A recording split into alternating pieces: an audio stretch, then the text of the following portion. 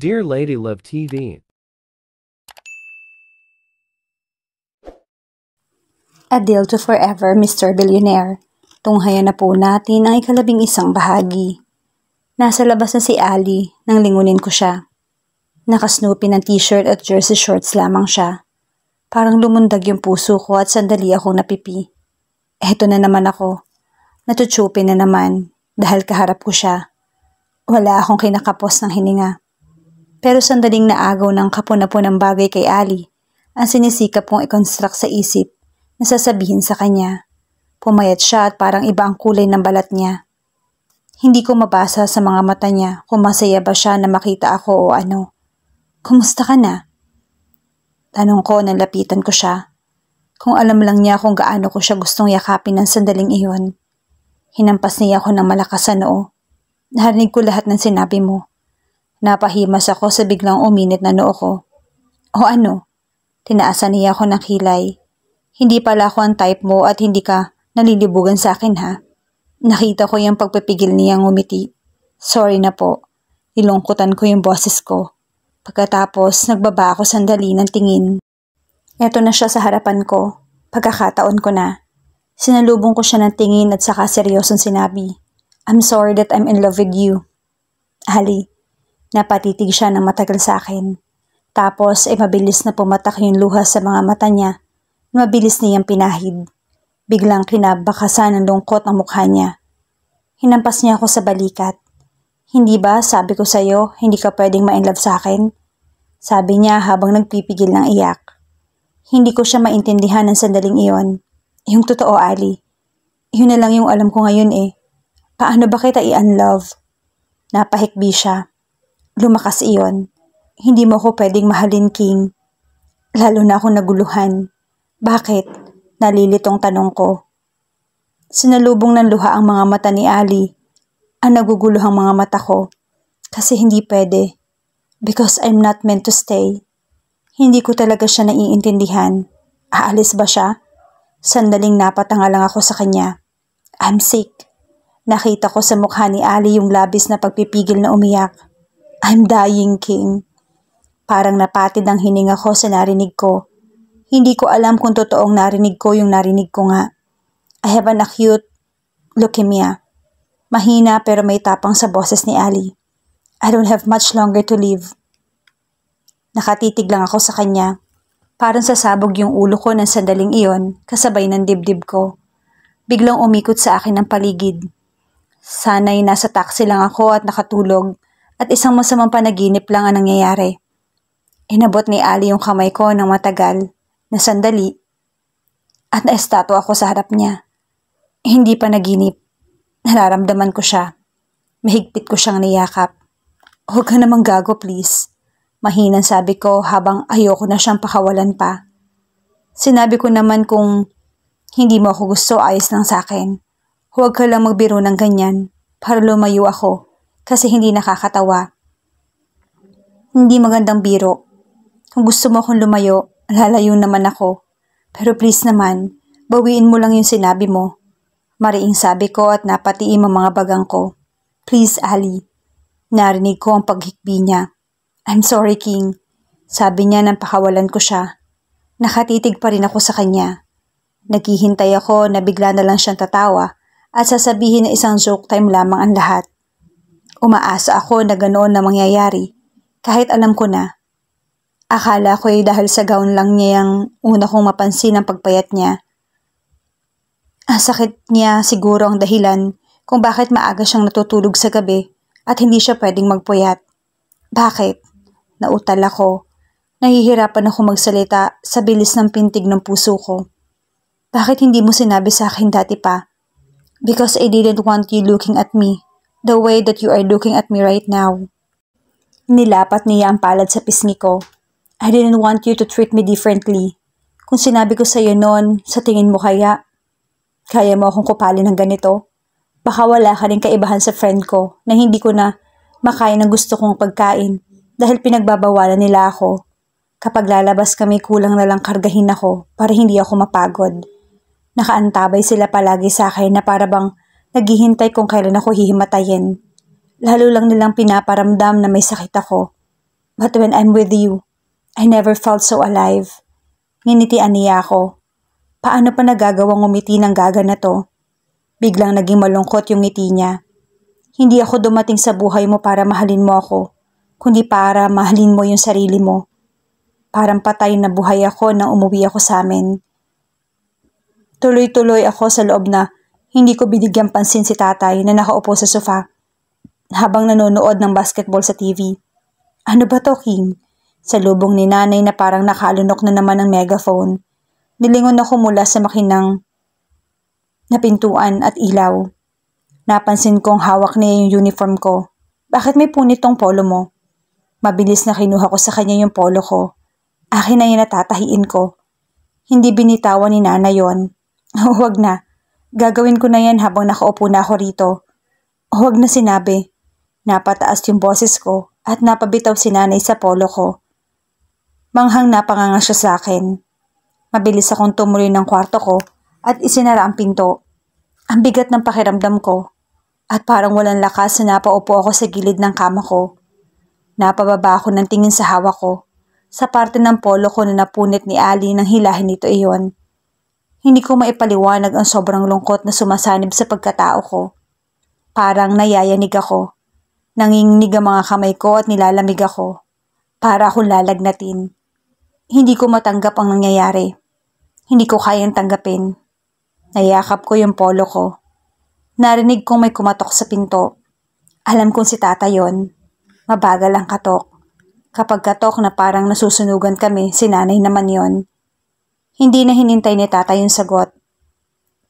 Pumasok siya sa kwarto ko at tahimik na umupo sa tabi ko. Nakita ko ang pag-aalala sa mukha niya dahil siguro kanina. Bigla ako nahiya sa inasal ko. Bihira na kitang makausap ng seryoso simula na magbinata ka. Mahinang sabi ni tatay sa tabi ko. Kasi alam ko naman na kaya mo na. Matapang ka naman. Pero nitong mga nakaraang araw, napapansin ko na parang may dinadala ka. Baka mabigat, anak, at gusto mong ipabuhat kay tatay. Napatiyim ang bagang ko nang parang may gustong umakyat na luha sa mga mata ko. Nagyuko ako ng ulo. Ayokong makita ni tatay yung lungkot sa mukha ko. Kukuro kara, itami kanjero kedo yuko, wakaranai yapari kurishu. Tamata na beda, nanjanay hokai, kukuro kara. Kurushinara na keba iyo. Hindi pa natapos ang sinasabi ni tatay nang bumanghalit ako ng iyak. Umiyak ako ng umiyak habang hinihimas ni tatay yung likod ko. I feel something that hurts in my heart, but I don't know what. It hurts so bad. Maybe it's tears piled up in your heart. If it hurts, then cry. Hindi ko matiyak kung gumaan yung pakiramdam ko nang makaiyak ako. Kung pwede lang baguhin ng mga luhang katotohanan. Nang matuyo ang mga luha ko at iwan ako ni tatay at mag-isa na lang uli sa kwarto, ay doon mas nag-sink in sa akin ang lahat. King, hindi ka ba sasabay sa hapunan? Si nanay na kinatok ako sa kwarto. Nakapagtatakang malumanay ang pagsasalita. Hindi po ako gutom.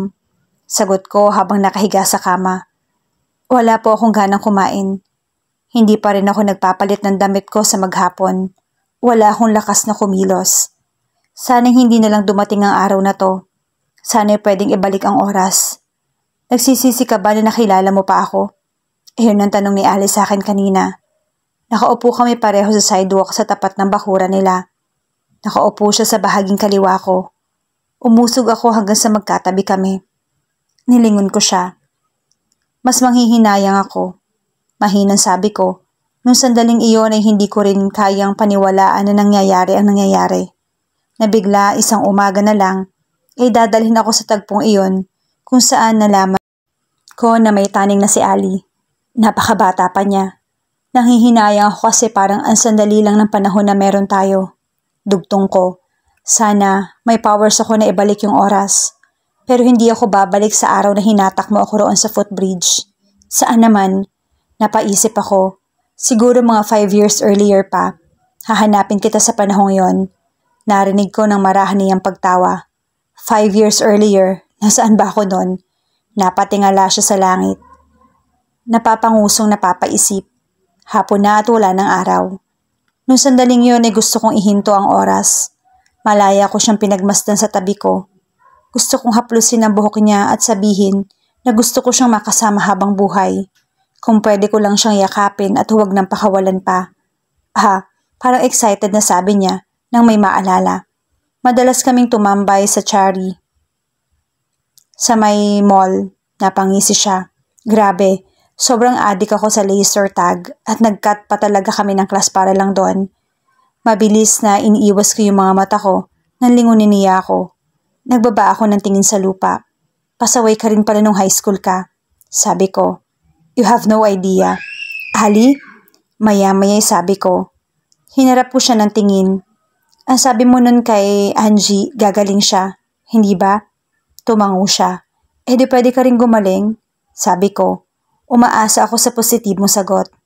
Doktor ang daddy mo. Mayaman kayo. Malungkot ang naging ngiti niya. Let me tell you something. Sabi niya matapos ang malalim na buntong hininga. Natatandaan mo yung kinuwento ko sa'yo na kakilala ko na nagpakamatay dahil niloko siya ng girlfriend niya? Tumango ako. Natatandaan ko yon. Muling nagbuntong hininga si Ali. Parang may pag-aalinlangan sa itsura niya kung itutuloy pa niya ang susunod na sasabihin. Ako yung girlfriend niya, King. Malungkot na pag-amin niya. Nabigla ako. I was that kind of girl before. Flirt, brat, bitch. Wait, I mean super bitch. You see, yung tulad ni Lara, I eat people like her for breakfast. Kaya sabi ko sa'yo na basang-basa ko siya. It takes one to know one. It's not that I am proud of it, but I was that kind of person before. Hindi mo kailangan depensahan yung sarili mo. Hindi mo rin naman ako kilala kung ano ako nun. Sinasabi ko lang, tipid ang naging ngiti niya. Muli kong nakita ang pamilyar na lungkot sa mga mata niya. His name was Jeff, by the way. Sobrang bait niya, alam mo ba? At sobrang minahal niya ako. Hindi ko talaga alam kung paano ko siya naging boyfriend. Ako yata yung nanligaw sa kanya. Bahagyang natawa siya. Gwapo naman kasi siya talaga. Nerd nga lang. I was his first kiss, first girlfriend, first love. First, alam mo na. Eventually nabore ako sa kanya. Naghanap ako ng thrill. I cheated on him. Gusto ko nang kumala sa kanya pero wala naman akong mahanap na dahilan. So ako ang gumawa. At nakita ko kung paano siya nasaktan. And he tried everything and anything para magbalikan kami. Ganun niya ako kamahal eh. I came to a point na gusto ko siyang bigyan ng chance. Pumatlang siya. Siguro dahil hindi niya gustong maiyak. Pero naisip ko, pagpapatuloy ni Ali matapos ang mahabang sandali. Naisip ko na kapag nagkabalikan kami, sasaktan ko lang ulit siya. I didn't deserve his love. Pero na mahal pa rin niya ako kahit harap-harapan ko siyang niloloko. Napatingala siyang muli sa langit. Nung panahon na yon, na-diagnose ako na may leukemia. Agad-agad dinala ako ni Dad sa US for treatment. 6 months, King. Na in and out ako sa ospital. At halos doon ako tumira. And during my first treatment, doon ko nabalitaan na nagpakamatay si Jeff. Depression. Isinisi iyon sa akin ng lahat, ng mga kaibigan at family niya. That was the time that I deactivated my Facebook and Twitter accounts. Nilingon niya ako. Ngayon alam mo na kung bakit wala akong FB. Nung unay iniisip ko talaga na ayaw lang niyang ibigay sa akin yung Facebook niya dahil baka may tinatago sa akin na personal na bagay. Sayang siya. Sinalubong niya ng tingin ko. Kaya nung araw na magpakamatay ka, parang nakita ko siya sa'yo. Hindi ko alam kung yung ginawa ko sa'yo ang pambawi ko sa ginawa ko noon. Nagyuko siya ng ulo. Nagbaba ng tingin habang ang daliri ay tila may sinusulat sa lupa. Hindi naging madali sa akin ang lahat. Kailangan kong palakasin yung sarili ko para sa chemotherapy. Pero sa loob-loob ko'y kinakain ako ng guilt. Ako ang dahilan kung ba't siya namatay, King. Hindi ko pinaalam sa lahat yung sakit ko dahil ayokong bigyan sila ng pagkakataon na libakin ako at sabihin na eto yung karma ko. Pero naisip ko rin yun na eto siguro yung karma ko. Ang sama-sama ko kasing tao. Napaluha si Ali. Inabot ko yung kamay niya at marahang pinisilyon. Hindi ka masamang tao, okay? At lalong hindi mo yun karma. Tinuyo ko ng daliri ko yung luha sa mga mata niya. Choice ni Jeff yun. Inabot ni Ali ang isang kamay ko at may pinakapa sa akin. Sa ibabaw ng kanang bahagi ng dibdib niya malapit sa kilikili niya. Tinutusukan nila ako rito ng catheter at kung saan-saan na kinokonek sa mga ugat ko. Tapos may tinuro pa siyang ilang bahagi ng katawan niya. During the bone marrow biopsy, kinakailangang butasan yung buto ko para kumuha ng dugo. Hindi ko na mabilang kung ilang klase ng gamot yung iniinom ko at kung ilang karayom na yung tumutusok sa akin. Napariin yung hawak ko sa kamay niya. Hindi ko na ma-imagine na pinagdadaanan niya yon.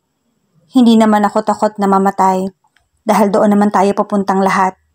Pero hiniling ko sa Diyos na sana bigyan pa niya ako ng chance na baguhin ko yung mga mali ko. Then after months of treatments, I was declared cancer-free. Pag uwi ko sa Pilipinas, parang multo na dinadalaw ako palagi ng guilt. Doon ko lang naramdaman yung sakit na nawala siya. I missed him. Sobrang nasasaktan ako sa tuwing maiisip ko siya. Alam mo yung saying na you never know what you've got till it's gone. Matagal na nakipaglaban ang isip ko sa napakaraming what-ifs.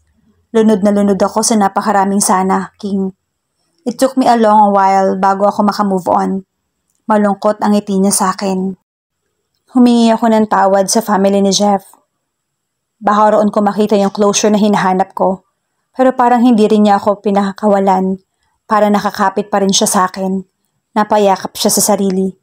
Hanggang sa na-diagnose uli ako. Bumalik yung cancer ko. Namisiguro ako. Mapait na pagbibiro niya. Pero nasa late stage na nung ma-diagnose. Parang may pumiga sa dibdib ko sa huling bahaging iyon ang sinabi niya. Nag-insist sina daddy at mommy na bumalik sa US para magpagamot uli. Pero ayoko na eh. Ayoko na, King. Napatid yung boses niya. Hindi ko na kayang dumaan roon uli. At alam ko sa sarili ko na it's the end of line for me. Wala na. May taning na. Pinakiusapan ko yung parents ko na hayaan na lang nila akong mabuhay sa mga huling araw ko. I don't want to spend my remaining days sa pagpapagamot dahil alam kong hindi na ako gagaling. Ipinaling ko pa kanan yung mukha ko para itago sa kanya ang parang nahilam na mga mata ko. Lihim na kinurot ko yung binti ko upang hindi magtuloy ang luha. Ayokong umiyak sa harap niya. Narinig kong suminghot si Ali. I'm sorry, King. I'm sorry if I tried to push you away. Ayoko kasing masaktan ka. Malungkot na sabi niya. Eto na yon. Eto na lang lahat ng hindi ko magagawang i-share sa'yo nun. Halika nga rito. Paakabay na kinabig ko siya papalapit sa akin. Huwag mo nali akong ipupush away, okay? Sagot ko. Okay. Gusto kong kasama ko hanggang huli. Sasamahan kita, Ali. Sa lahat. Simula ngayon, araw-araw ako magdarasal. Hihingi ako ng himala. Kukulitin ko ang Diyos hanggang sa marindi siya sa akin. Lalaban tayo ha. Pwede ba yon? Tumango siya na parang bata. Good. Kasi gagawa pa tayo ng maraming magagandang alaala. Ng maraming adventures. Magpapakayolo tayo. Isinandig ko yung ulo ko sa ulo niya. Ako si King, ang magiging lakas mo.